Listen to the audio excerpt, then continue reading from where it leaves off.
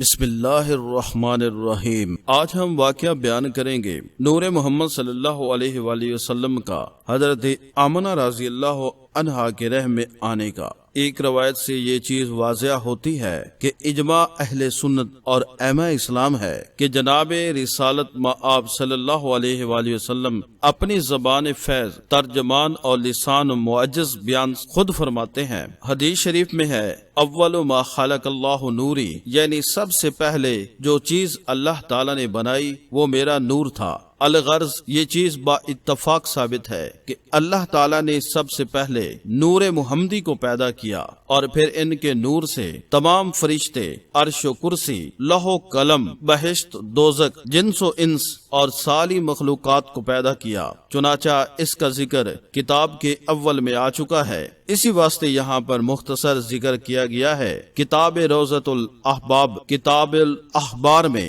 لکھا ہے کہ جس وقت اللہ تعالیٰ نے حضرت آدم صفی اللہ کو پیدا کیا، نور محمدی علیہ السلام حضرت آدم علیہ السلام کی پیشانی پر ظاہر کیا، ایسا کہ ان کی پیشانی اس نور محمدی سے عرش تک چمکتی تھی۔ پھر حضرت آدم علیہ السلام کی پیشانی سے حضرت شیش کی، اور حضرت شیش کی پیشانی سے حضرت ادریس کی، اور حضرت ادریس سے حضرت نوح کی، اور حضرت نوح سے اسی طرح درجہ بدرجہ منتقل ہو کر حضرت ابراہیم خلیل اللہ تک پہنچا، اور ان سے حضرت اسماعیل ذبیح اللہ علیہ السلام کو نصیب ہوا۔ بعد اس کے نسلاً بعد نسلاً عبد المناف تک پہنچا، اور عبد مناف کے 4 بیٹے تھے۔ ان کے نام یہ ہیں: عبد الشمس، ہاشم، عبد المطلب اور ابو نوفل۔ اور ہاشم رسول خدا کے دادا تھے، اس واسطے رسول خدا کو ہاشمی کہتے ہیں۔ اور عبد المطلب امام شافعی کے دادا کا نام تھا۔ عبد الشمس ابو جہل کے باپ کا نام تھا، اور ابو نوفل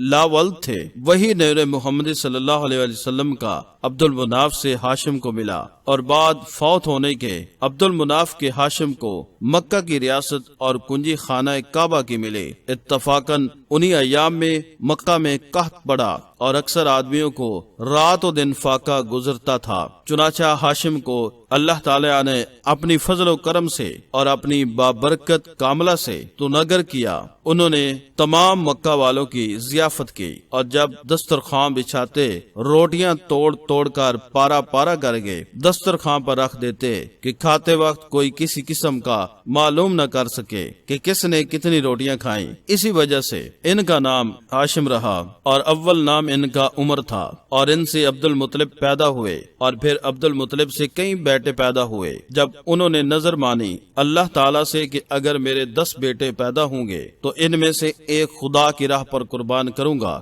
ایک روایت میں ہے کہ جب ہاشم کو مکہ معظمہ کی ریاست ملی تو خبر ملی کہ چاہ زمزم میں اسماعیل ذبیح اللہ نے خزانہ جمع کر رکھا ہے، تو چاہا کہ اس کے اندر سے نکالیں۔ پھر انہوں نے وہ چاہا کھودا تو اس کے اندر خزانہ نہ پایا، اور خدا کی مرضی سے پانی بھی اس کا سوکھ گیا۔ پھر انہوں نے اللہ تعالیٰ سے نظر مانی کہ اگر خزانہ مجھ کو مل گیا تو میں اس چاہ کو از سر نو تعمیر کروں گا، اور پھر ایک لڑکے کو بھی تیرے نام پر قربان کروں گا۔ تب پھر وہ چاہ خدا کے فضل سے بہت خزانہ اس سے پایا۔ ایک روایت میں ایسا بھی بیان کیا جاتا ہے کہ اس خزانے میں سے دروازے خانہ کعبہ کے لوہے اور فولاد کے بنوائے، اور چاہے زمزم کی بھی درستگی کروائی، اور پھر کہنوں کو بلوایا اور اپنی نظر کا حال بیان کیا۔ ان لوگوں نے بالاتفاق کہا کہ افائے نظر واجب ہے، لازم ہے کہ ہر بیٹے کے نام قرہ ڈالو، جس کا نام نکلے اسی کو قربان کرو۔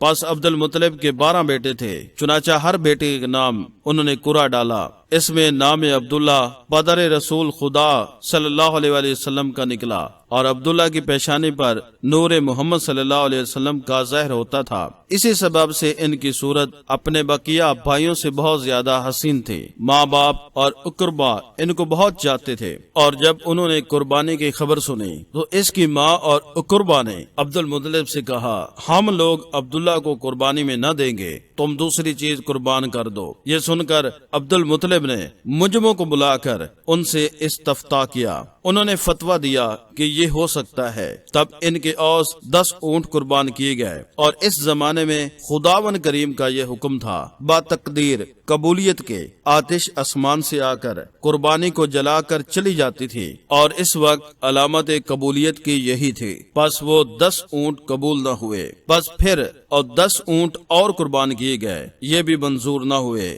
آتش آسمان سے نہ آئی۔ پس اسی طرح 500 تک عبد المطلب نے ذبح کیے، اور بعض روایتوں میں یہ ہے 100 اونٹ ذبح کیے پھر بھی قبول نہ ہوئے۔ پھر سب خواہش و اقربا نے مل کر خدا کی درگاہ میں تذرع و مناجات کی۔ اسی وقت ایک آتش سفید مثل دودھ کے آسمان سے نازل ہوئی اور تمام قربانیوں کو جلا گئی، تب وہ قربانی خدا کے دربار میں قبول ہوئی۔ پھر سب خوش ہو گئے اور ہر ایک ان میں سے خدا کا شکر بجا لایا۔ اس واسطے رسول خدا صلی اللہ علیہ وآلہ وسلم نے فرمایا، یعنی میں بیٹا دوں ذبح کیے ہووں کا ہوں، یعنی اسماعیل ذبح اللہ علیہ السلام، اور دوسرے رسول خدا صلی اللہ علیہ وآلہ وسلم کے والد عبداللہ بن عبد المطلب، اور حضرت محمد صلی اللہ علیہ وسلم کی والدہ کا نام آمنہ بنت وہب ابن عبد مناف تھا۔ ایک روایت میں ہے کہ عبداللہ کہیں کسی کام کو جاتے تھے، راستے میں خوائر رقیہ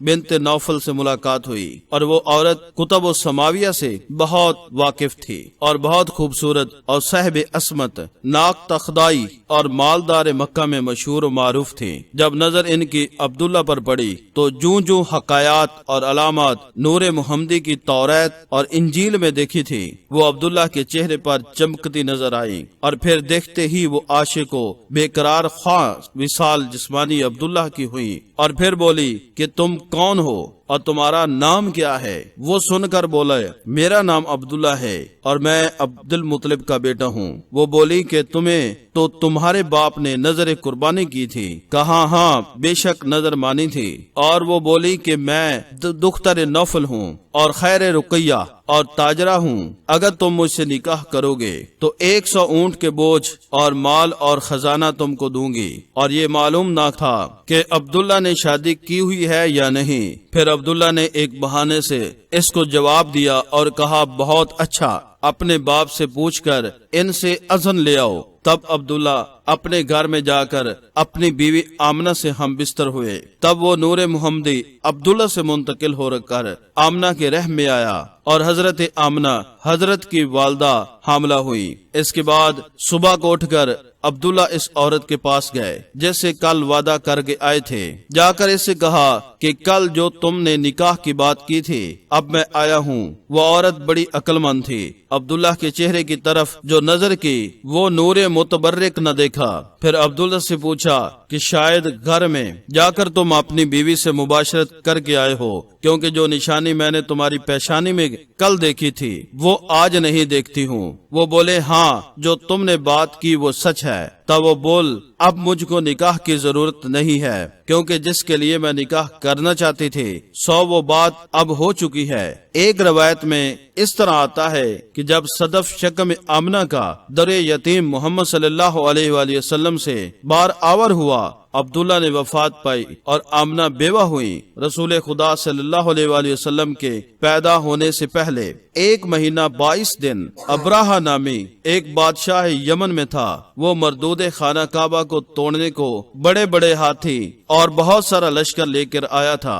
اللہ تعالیٰ نے ببرکت قدوم آن حضرت صلی اللہ علیہ وآلہ وسلم کے اس کے ہاتھ سے خانہ کعبہ کو محفوظ رکھا۔ پس قصہ ابراہہ کا اس کتاب کے مؤلف نے یہاں مختصر کیا ہے، کیونکہ یہ قصہ اصحاب فیل کا ہے اور تمام صاحبوں کو اچھی طرح سے سورہ فیل میں معلوم ہے، اس واسطے فقیر نے بھی مختصر کیا۔ اکثر مفسروں نے بہت روایت لکھی ہے جو ضعیف پائی گئی ہیں، وہ چھوڑ دی گئی ہیں۔ واللہ عالم بالصواب۔ Thanks for watching video.